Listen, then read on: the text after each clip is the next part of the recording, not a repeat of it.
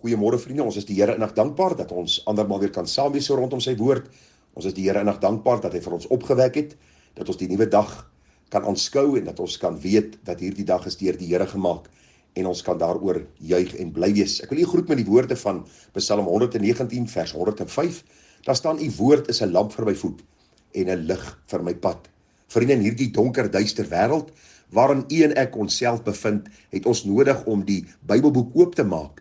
En soos ons God se woord oopmaak en lees wat hy vir ons geskryf het, so maak alles vir ons sin. So sien ons wat die Here vir ons kom leer oor die toekoms van hierdie wêreld, maar ook die feit dat hy, die koning van die konings, op die troon van die hemel sit en van die aarde maak die voetbank van sy voete. En op sy bepaalde tyd sal hy einde aan alles maak en hy sal vir ons kom neem om by hom te wees. En dan sê in Openbaring die 22ste hoofstuk, en kyk, ek maak alles nuut, sê die Here. Ons sien uit na daardie groot en deurligte dag, wanneer ons die Here in sy heerlikheid sal sien soos hy is. In die interim tyd, vriende, bly ons op hierdie aarde, ons leef tussen mense wat die Here nie ken nie, ons lewe tussen mense van ander godsdienstige groepe, daarom moet ons as kinders van God skynende ligte in hierdie donker wêreld wees, en daarom is die woord 'n lamp vir ons voet en 'n lig vir ons pad. En vanmôre gaan ons aangaan met ons aktuele reeks boodskappe.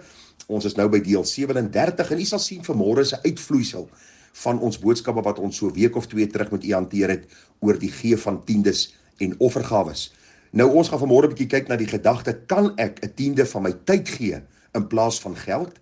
En wat van erflatings en bonusse? Dis uitvloeisels, vriende, wat dan na vore kom nadat ek 'n aktuele boodskap dan gehou het, en gaan ek vanmôre poog om vir u hierdie vraag dan te beantwoord. Nou, jy sal onthou, ons het so 'n tyd terug bietjie gepraat oor die gee van tiendes en offergawes, en ek gaan nie vanmôre alles weer herhaal nie, ek gaan net so hier en daar ietsie uitlig. Ek het vir u gesê, wanneer dit kom by die gee van tiendes en offergawes, het ons nodig om na ons hartsgesindheid te kyk. Die belangrikste aspek van die gee van tiendes en offergawes is 'n hartsgesindheid. Waarom?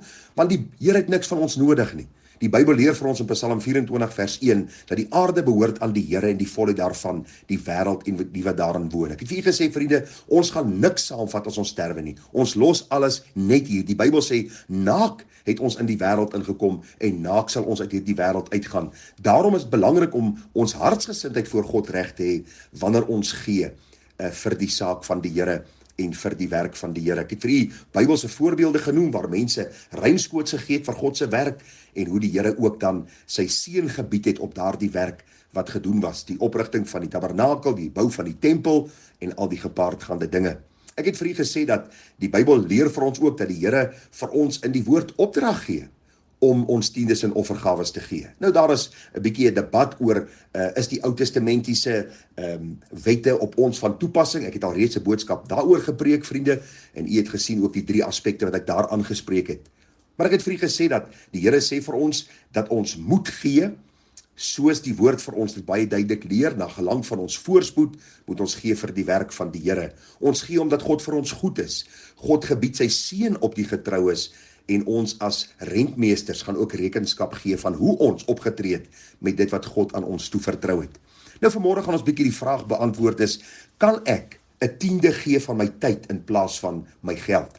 Nou daar is baie mense wat al na my toe gekom het en mense wat vir jou sê, maar luister, ek gee nie miskien 'n tiende van my inkomste nie, maar ek gee 'n tiende van my tyd vir die kerk en ek gee 'n tiende van my tyd vir die kinderhuise en ek gee 'n tiende van my tyd vir barmhartigheidsorg en dit is genoegsaam om dan ook hierdie skriftuurlike opdrag dan na te kom. En vriende, ek moet vir u sê, dit is geensins 'n skriftuurlike opdrag om 'n tiende van jou tyd te gee nie. Die Bybel sê vir ons, die dag as die Here ons siele red, dan behoort ons in totaliteit aan hom. Al my ure in 'n dag behoort aan hom, en ek moet ook met wysheid hierdie tyd spandeer om die Here te verheerlik en sy koninkryk uit te brei.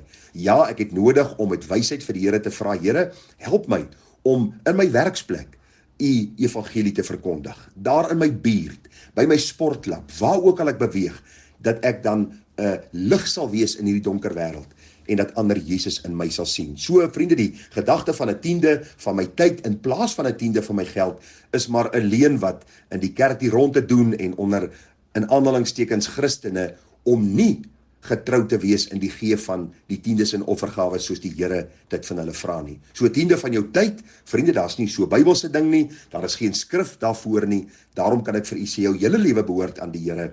En daarom moet jy jou lewe toewy aan die Here en dit vervang nie om fisies te gee vir God se saak nie. En dan die vraag is, wat van erflatings en bonusse? Nou, hier is nou weer 'n saak waar mense nou die hele saak van tiendes en offergawes tot op die been wil oopkloof, en ek wil begin deur te sê, vriende, dit gaan alles oor 'n hartsgesindheid. As ek oor al hierdie dinge heeltyd wil redeneer en wil vra en by 'n predikant wil hoor, is dit reg of verkeerd, dan gaan u later 'n volgeling van my word, en ek het nie vir u 'n vers in die Bybel wat vir u sê u moet of u moet nie. Daarom kom ek elke keer terug na die Bybelse beginsels, want u sien die woord van die Here is my barometer, soos ek ook glo dit jou barometer is. En die woord sê nie vir ons of ons moet gee van ons erflatings of ons bonusse nie, maar as ons gaan kyk na die volk Israel, vriende, dan sien ons dat die volk Israel eintlik baie meer gegee het as 'n tiende. En u kan miskien vir my vra, waar kom ek daaraan? En kom ek gaan vir u 'n bietjie uit die skrif begelei oor hierdie baie belangrike saak. Ons lees daar in Levitikus 27 vers 30, ook al die tiendes van die land, van die graan van die land, van die vrugte van die bome, behoort aan die Here, dit is heilig aan die Here. Maar as iemand van sy tiendes iets wil los, moet hy die 5de deel daarvan byvoeg.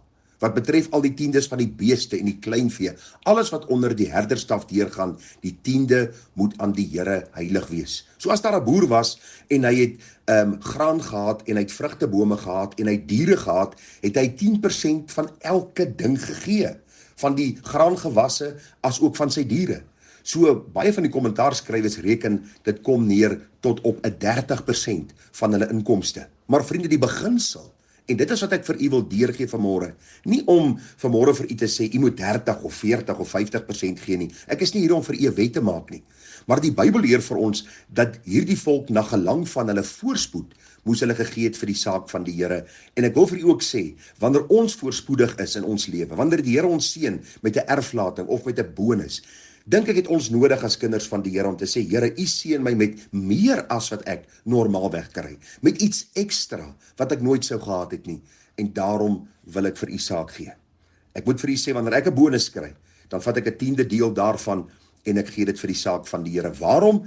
Dit is iets ekstra wat ek gekry het, iets wat ek oor dankbaar is, en daarom gee ek ook vir die werk van die Here. En ek gaan hierdie saak afsluit, en ek glo ek het die meeste mense se vrae beantwoord, maar ek gaan vir u net weer die Nuwe Testamentiese beginsel kom gee, dat u hierdie saak kan vasmaak in die hart, dat u kan sien, is alles maar 'n hartsgesindheid, en vriende, die Bybel sê vir ons, dat die Here 'n blymoedige gewer liefhet. En kom ek lees gou vir u net 'n paar verse, om hierdie saak mee af te sluit.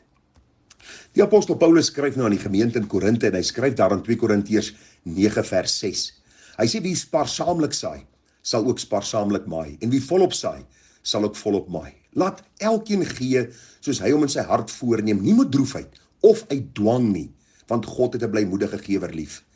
En God het mag om alle genade, oorvloedig oor julle te laat wees, sodat julle altyd in alle opsigte volop kan hê, en oorvloedig kan wees tot elke goeie werk. Soos geskrywe is, hy het uitgestrooi, hy het aan die armes gegee, sy geregtigheid blyk tot in ewigheid. En mag hy wat saad verskaf aan die saaier, ook brood verskaf om te eet, en julle saad vermeerder in die vrug van julle geregtigheid laat toeneem, sodat julle in alles ryk kan word, tot alle milddadigheid, wat danksegging aan God deur ons bewerk. U sien, die hele gesindheid gaan oor hierdie hartsgesindheid. Dit gaan oor 'n dankbare hart, wat wil gee vir God se saak. En vriende, luister, ons gaan eendag loon ontvang vir ons getrouheid aan die Here, ook in die gee van ons tiendes en offergawes. En ons gaan loon verloor wanneer ons God beroof het. En daarom wil ek vir u sê, hierdie is nie 'n wet wat ek in u hart kon vasmaak en vir u sê, as u nie dit of dat gee nie, gaan hierdie of daardie ding u tref nie. Ek weet, daar's baie predikers wat dit doen, en mense deur vrees probeer, ek wil amper sê, forceer om te gee vir die werk van die Here, en in besonder ook vir hulle. Maar ek gaan vir u sê, die hele beginsel in die Bybel is, dat God vereis ten minste van ons om 'n tiende te gee. En dan, vriende, die offergawe, dan die dankoffer, dan die danksegging, dan die blymoedige hart om te gee vir die saak van die Here. En ag, daar is soveel verhale wat ek vir u kan vertel. En een van hulle wat uitgestaan het, is die eienaar van die Colgate maatskappy. Nou of dit waar is of nie, maar dit word vertel as die waarheid, wat op 'n stadium 'n tiende vir die Here gegee het, en later 20%, en later 30%, en later aan die einde van sy lewe vertel hulle dat hy tot 90% van sy inkomste gegee het, en hy het getuig dat hy nog steeds meer as genoeg het om van te lewe. Wat was hierdie man se gesindheid? Presies wat ek gesê het in die vorige boodskappe. Die woorde daar van Jesus in Matteus 6:21, want waar julle skat is, daar sal julle hart ook wees. En ek wil vanmôre van my kant af baie dankie sê vir elkeen wat ook vir hierdie bediening en hierdie gemeente en hierdie werk wat ons hier doen, ruimskoots gee, omdat u lief is vir die Here, omdat u dankbaar is omdat die Here soveel aan u toe vertrou. En baie dankie ook vir u getrouheid.